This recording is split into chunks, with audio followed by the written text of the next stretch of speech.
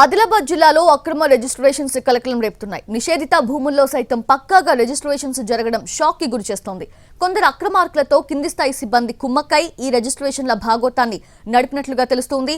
ఆదిలాబాద్ జిల్లాలో ప్లాట్ల రిజిస్ట్రేషన్స్ లో అక్రమాలపై ప్రత్యేక కథనం. ఆదిలాబాద్ జిల్లాలో భూముల అక్రమ రిజిస్ట్రేషన్ల భాగోతం ప్రకంపనలు రేపుతోంది. భూముల ధరలు ఆకాశాన్ని అంటడంతో రెవెన్యూ సిబ్బందిని మచ్చిక చేసుకుని అక్రమార్కులు రిజిస్ట్రేషన్ల భాగోతాన్ని సాగించారు. మరీ ముఖ్యంగా మావల మండలం భట్టి సవర్గామ శివారులోని ప్రభుత్వ భూమిని కాలం చేసిన సర్పంచ్ వచ్చి సంతకాలు చేసినట్లుగా రికార్డు సృష్టించారు. కనిపించినట్లుగా లేఅవుట్ తయారు చేసి అదే రిజిస్ట్రేషన్ కార్యాలయంలోకి వెళ్లి ఎంచక్కా అప్రూవ్డ్ లేఅవుట్ అంటూ ఏకంగా రిజిస్ట్రేషన్ చేశారు.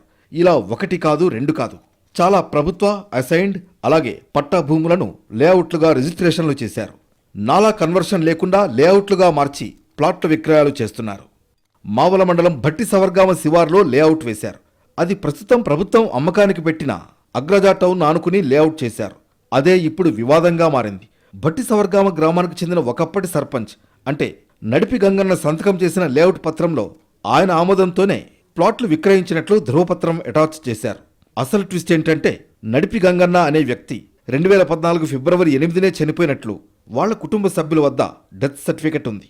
సుమారు 10 ఏళ్ల క్రితం చనిపోయిన ఎన్ గంగన్న 2024లో ఎలా తిరిగి వచ్చాడు, ఎలా లేఅవుట్కు ఆమోదం తెలిపాడనేది ఇంట్రెస్టింగ్గా మారింది. ఎల్ఐసి వారికిచ్చిన భూములపై వివాదం రాజుకుంది. భట్టి సవర్గామ శివార్లోని భూముల వ్యవహారంలో వాస్తవాలపై ఎన్టీవీ లోతుగా ఆరా తీసింది. చనిపోయిన వ్యక్తి డెత్ సర్టిఫికెట్ సేకరించింది. 2014లో చనిపోయిన వ్యక్తి 10 ఏళ్ల తర్వాత ఎలా వచ్చాడనే దానిపై అధికారులను అడిగితే తాము విచారణ చేయము, పత్రాలు చూసి మాత్రమే రిజిస్ట్రేషన్ చేస్తామని తెలిపారు.